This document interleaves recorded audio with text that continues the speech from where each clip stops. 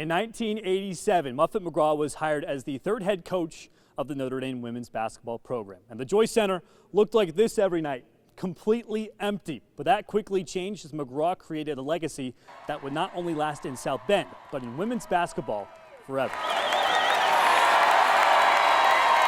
I have changed quite a lot from 1987 when coaching was me kind of just telling everybody what to do. It was very dictator. It was Bobby Knight, my way or the highway, this is how we're going to do things. And then as the generations changed, I was constantly asking them questions about what do you think and getting their opinion and making sure I got that buy-in. Oh, her players bought in all right. Notre Dame won 2 national championships under McGraw's leadership. The first in 2001. This moment tops anything I have ever experienced in my entire life. And then in 2018. For the win!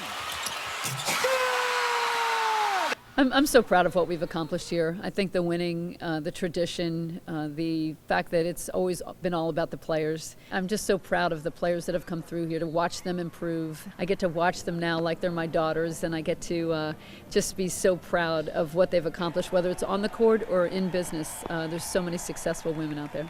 McGraw is a huge role model for women. In 2019, McGraw captured the world with her message about women's equality at the Final Four. It's always the men that is the stronger one.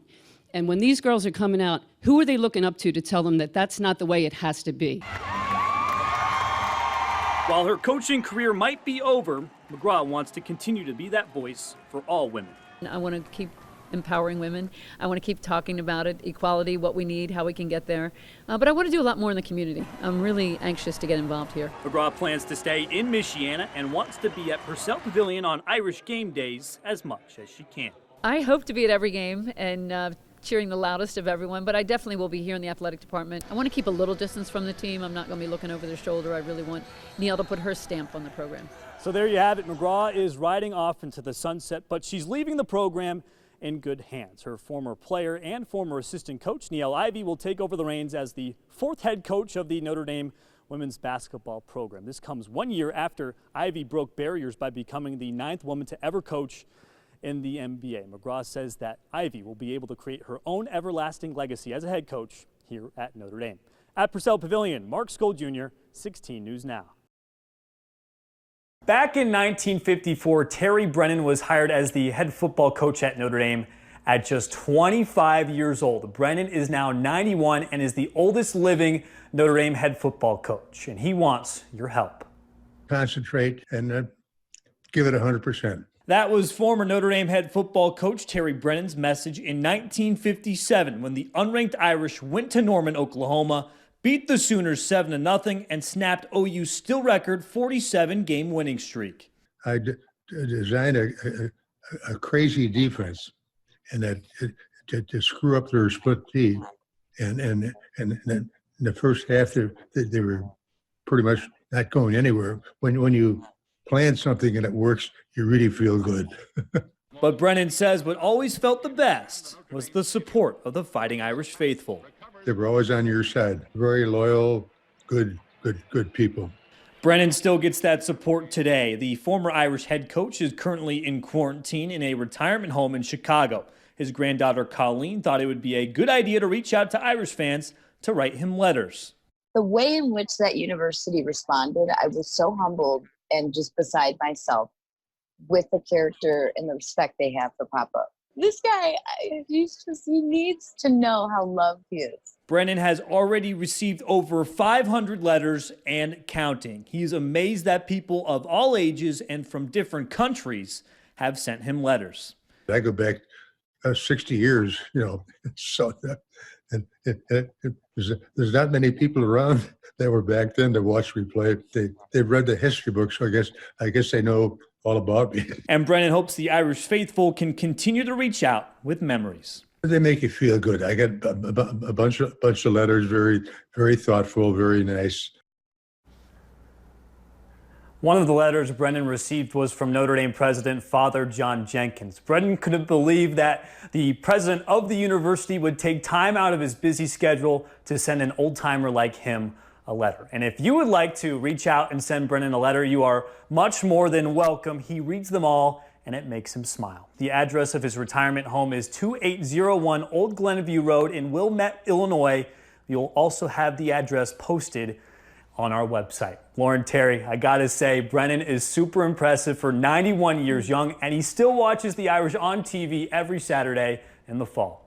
Lauren, in the history of the Notre Dame men's basketball program, no one has played more games for the Fighting Irish than Captain Rex Pfluger. Pfluger epitomizes what it means to be a Notre Dame man, and he's not only inspiring his teammates, but the entire country. Number 0, Rex Pfluger! Irish guard Rex Pfluger has faced challenge after challenge throughout his Notre Dame career.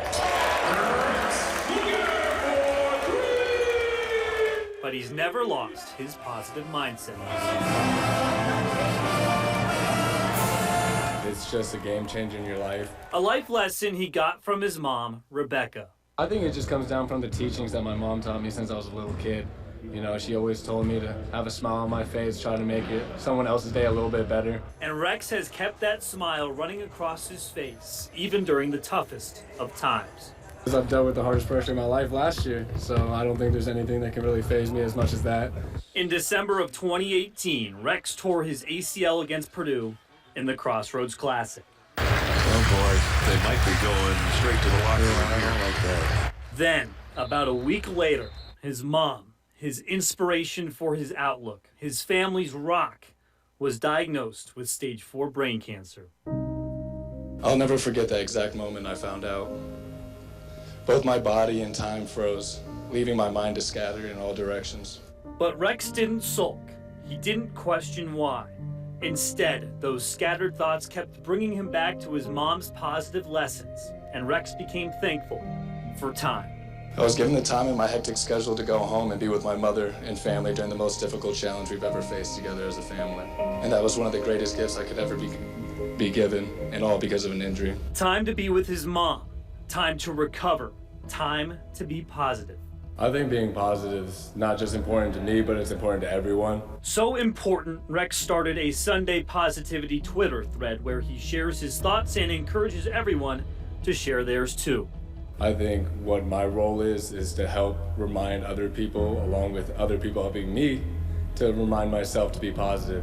It really helps you to become happier in your current situation and to strive for better situations. On September 14th, 9 months after her diagnosis, Rebecca lost her fight with brain cancer. Still, Rex never changed, never lost his positivity. It's tough, you know, but I got a tattoo on my wrist with her heartbeat on that I kiss every single night. Say goodnight, Mom, and I see her in my dreams a lot, so it's really sweet every time I wake up knowing that I got to see her. I try to resemble the person that my mom was because I honestly think she's perfect. And I've never seen a perfect person, but I got to grow up with one, so that's pretty amazing. Rebecca's life lessons for Rex now radiate throughout the entire Notre Dame basketball team. During the Coaches versus Cancer game against Syracuse, Rex and his teammates wore shoes with blue butterflies, Rebecca's symbol. He's been great, man. I mean, everything that's been thrown at him, he's handled it amazingly. Just try to be there with him. And I also think he knows how much, our group needs him. And Rebecca was there in spirit on Senior Day as Rex thanked his mom for all she's done for him. Finally, I just want to say thank you to my beautiful mother who's in heaven right now. Without her love and strength, I wouldn't be here today. So I love you, Mom, and we're not done yet. Thank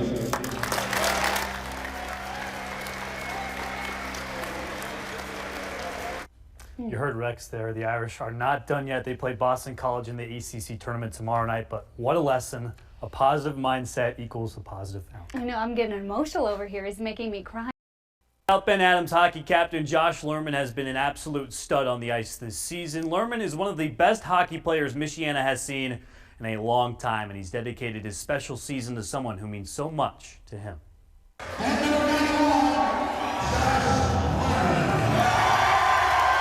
South Bend Adams senior Josh Lerman is all about hockey. Hockey has kind of always been my thing. It's more than just a thing. Lerman has scored 57 goals in just 41 games. One of those goals was the overtime game winner in the South Bend City Championship,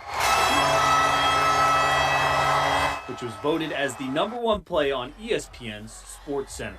That was awesome. I remember waking up and one of my friends texted me and I was like, no way, I just couldn't believe it. It was an awesome moment for a special player. He's the most talented kid I've ever coached, by far, and he just does things with the puck that no one can do, and he doesn't give up. That never give up attitude sparked back in November for Josh.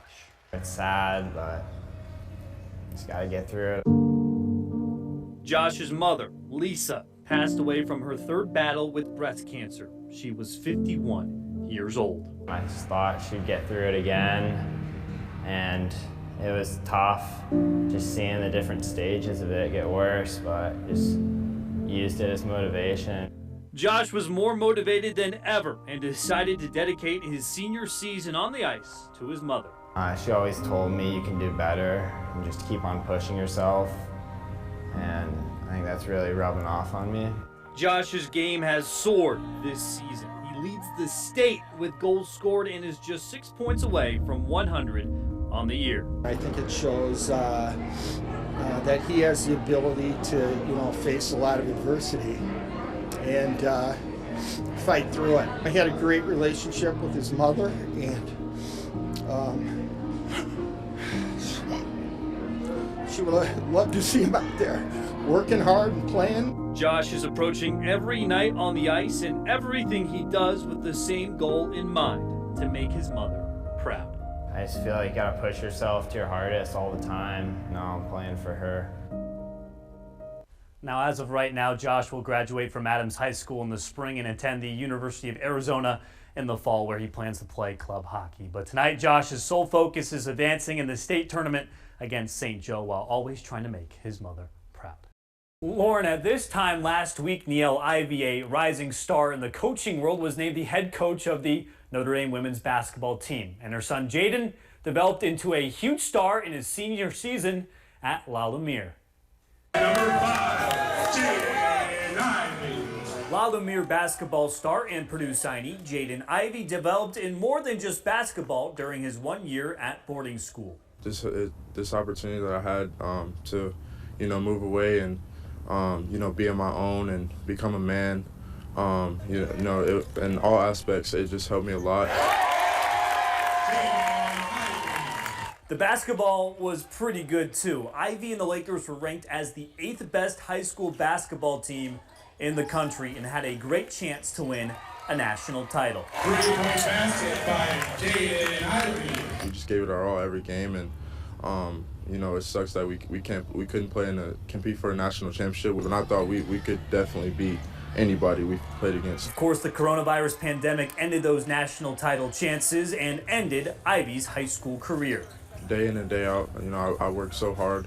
This is the game I love, and I put my all into it. And when you find out stuff like you can't play because of a pandemic, it's just very saddening. But there has been a silver lining during this process. Jaden has been able to spend more time with his mom, Niele, who was in Memphis as an assistant coach for the Grizzlies before accepting the job as the head coach of the Notre Dame women's basketball team. Amazing, truly amazing. Being away, I didn't know what to do. And, every day we used to talk. And now she just took the job and we're going to be closer. So it's going to be great, and I can't wait. Not seeing him every day, that was really almost traumatizing for me. I was really upset about it. This time to have him every day and just to be around him has kind of really made up for the time we've been apart this year. Jaden is ecstatic to have his mom home and wants her to watch him at Purdue as much as she can. I can't wait for the opportunity to play in front of a great crowd, and in front of my mom. Hopefully she gets to come see me play now that she's close. Jaden is much more than ready for that next step. He says he's received countless workouts from the basketball trainers over at Purdue. Live at my home in Cassopolis, Skol Jr., 16 News Now.